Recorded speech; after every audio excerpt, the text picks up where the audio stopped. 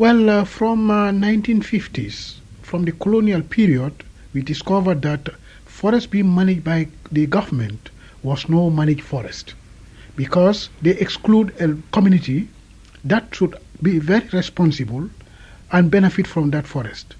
But those people were excluded. So because of that, there was no management going on.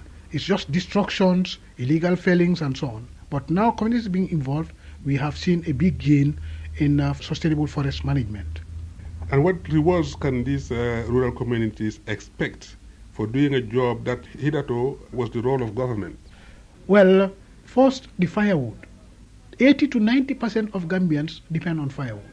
It's firewood that is really our main source of energy for our domestic use, for cooking. Again, timber for our housing, constructions, fence posts for our gardenings, forest products like fruits and nuts. These are important for them. So all these things are now accessible and they are sustainably harvested. Now, in kind of management, what do they do practically, with the forest? What do they do to safeguard it?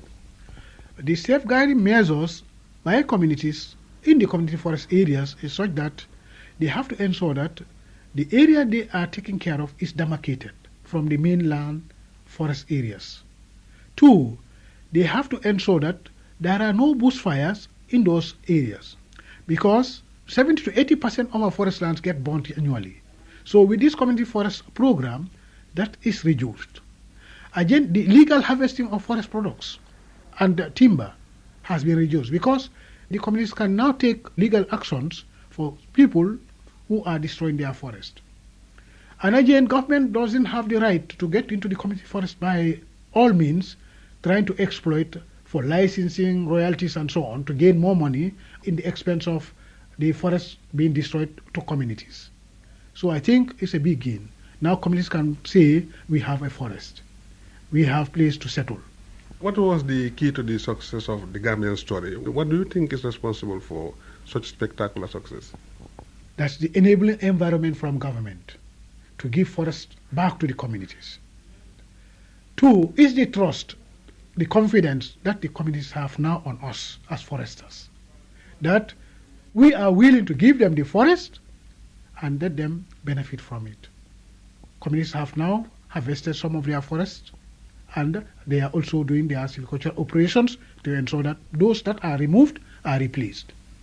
Now, I'm sure you must have had some teething problems in trying to push these ideas either on the side of the farmers or on the side of the forestry staff themselves. Okay, first I begin with the government staff. What we call devolution of power has been a problem in the sense that the government staffs were benefiting directly from the forest, either legally or illegally. So they don't want to devolve their power. They don't want to give up. The government also giving out that forest lands means they are going to lose a lot of revenue. So that's a problem. Then what is government gaining in the whole process now? Because it seems they stand to lose, is it? Well, government is not losing at all.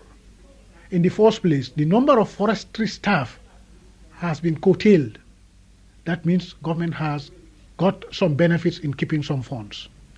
Again, government is able to shift its focus, not only managing the forests, but also on health, education, so that much of the funds that should have been gone to the forest in terms of payment of labor, payment of fire controls and so on, now can be curtailed.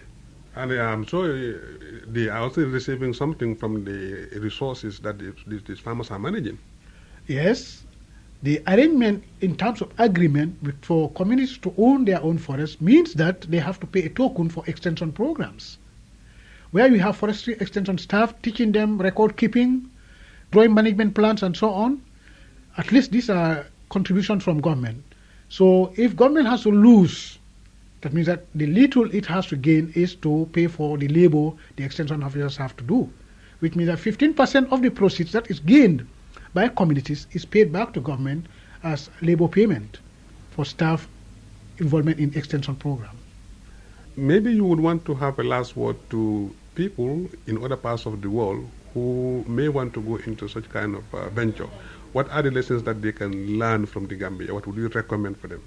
What we want to emphasize here is that let's not belittle or underrate the communities in forest management. They have the will, they have the resources, they have the power. The labor is in them. They are patient and they are ready to give. Involve them and they will be ready to serve. Let them benefit from the forest. Let them protect the forest. In so doing, just empower them. Train them how to do it, and they will do it for you. And they're going to benefit from it.